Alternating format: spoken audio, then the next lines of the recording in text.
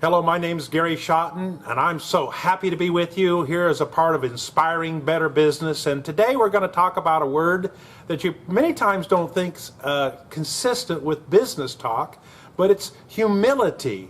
And in this session, I'm going to talk about a clear definition about the way I use the word humility in this discussion. And then we're going to talk about how it applies in business, not just life and personal parts of life, but then we're going to talk about the good examples that I've seen and some bad examples that I have seen.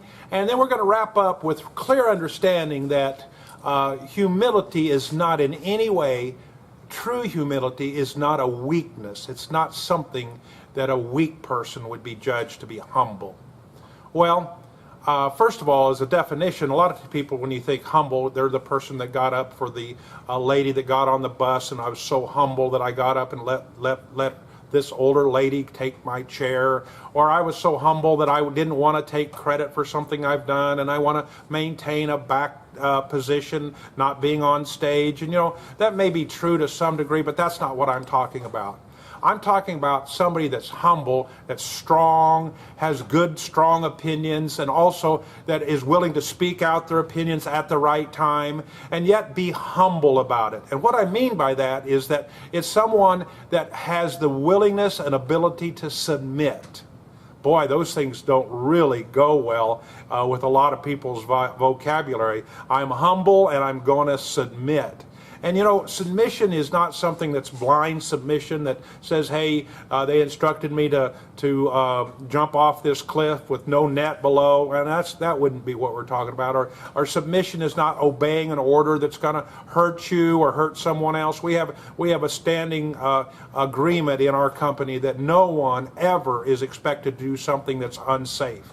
At any point, we have lessons on this, that at any point, anybody feels that what they're doing is unsafe, me as the owner, I have told them they must never proceed on to do that. And we'll honor that, so we're not talking about something to do blindly, submit to something. And we have a culture here at our company that is continually drawing in advice and input and suggestions. So hopefully you'll see that those two cultures go well together. We're not the army, we're not the general, we're not the sergeant, we're not spitting out orders and people taking those orders, but we're working as a team. But at the end of the day, there's going to be few people that have various or different opinions on how to do something.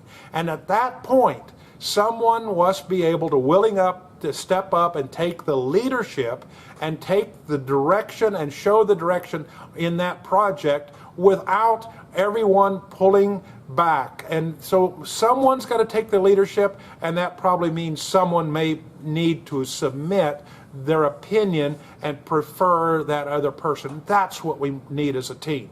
Now let's quickly describe what I'm talking about in the world. Well, in the sports world, I'm glad we happen to be in a basketball season when I'm doing this recording right now, and we have some people that are great shooters. And I've seen teams where there's a great shooter and they will not pass the ball. They will not submit to the betterment of the team because they want their name to be the highest scoring individual, the person that's going for the record. We have some great examples now of individuals that are team players, and they're submitting. And I love it that we're now not only judging score, but we judge the amount of assists. In other words, the times that we passed off so the other person can score. Let's talk about the police department. The police have a tough job in any nation, and in our nation we have a rash of situations where people are being asked, maybe the police officer is harsh, or maybe you don't know his background, but he asks someone to raise their hands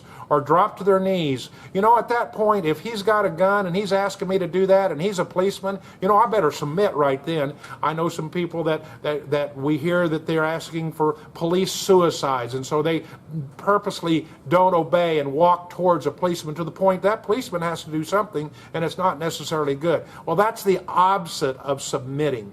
Submitting would be say, hey, you're in authority right now. I want you to know that, and I'm going to do exactly what you say. When you get to the bottom of it, you'll know that I'm innocent. That's what we're talking about. Now, we're not the police department here. Now, at business, here's what we run into. we have a company that's continually suggesting new ideas, new things, better ways of doing that. And so at some point, someone's got to give up the old way. That will be a form of a submission. Now, hopefully we have an environment where as something new comes on, we actually can kind of sell that, show that, or at least give the opportunity to show that that is a good way of doing, or maybe a better way. And we've got to swallow pride just a bit. Let's give some real examples. Well, the way we maintain our cutting devices. You see, we could have cutting devices that are piled on everybody's desk at everybody's work center. There's no organization. There's no ability to know what we have in inventory, so we just keep buying more cutting devices, and we have no organization. Well, somebody's got to submit and trust that the new way we're doing that is going to be better, and they submit their personal opinion that they need to hold them right at their desk, right at their work center, and relinquish that control and know that they can go get that cutting device when they need it. We have a situation where we have the need for keeping programs backed up and stored, and people want to store them in different places, kind of, for the good of the company, but that's not a submission to our system. You see, we're creating systems where we use computers, and if we have a bad software program for what we're doing with our parts, then we're going to have a potential risk that we're making bad parts. So we have to have people submit their opinions and follow the group. We try to create smaller teams. It's not a perfect world, but when we have a new proposal, we try to ask ourselves, is this good for the team? Is it good for the people that are working on this project? And somebody's got to submit most often. And at the end of the day, there's some give and take, but again, we're not talking about weak. We're not talking about the good ideas always set back because we have one person that's the bully, that they're going to always have their way and everybody else must submit to that person. That person really needs to work at a different place than our company. And we will work through that in our own way, and that may happen as process of time goes on. See, ideas are going to come forward. People are going to have different ideas how to do something. People are going to have preferred ideas. And at the end of that little encounter, most likely, if you have two opinions, one of the two are going to have to submit. And at that point, we're going to see what the real character of that individual is. We want a company full of our workers creating new systems, new ways, new efficiencies, new ideas, and that means if you got a new idea, inherently you got to get rid of the old idea, and that means a little bit of change.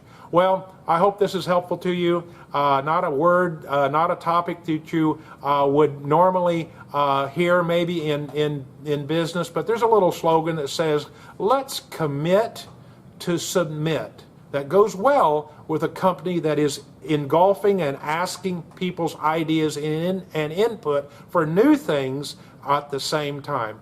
Thank you for being a part of this. We hope to be inspiring better business.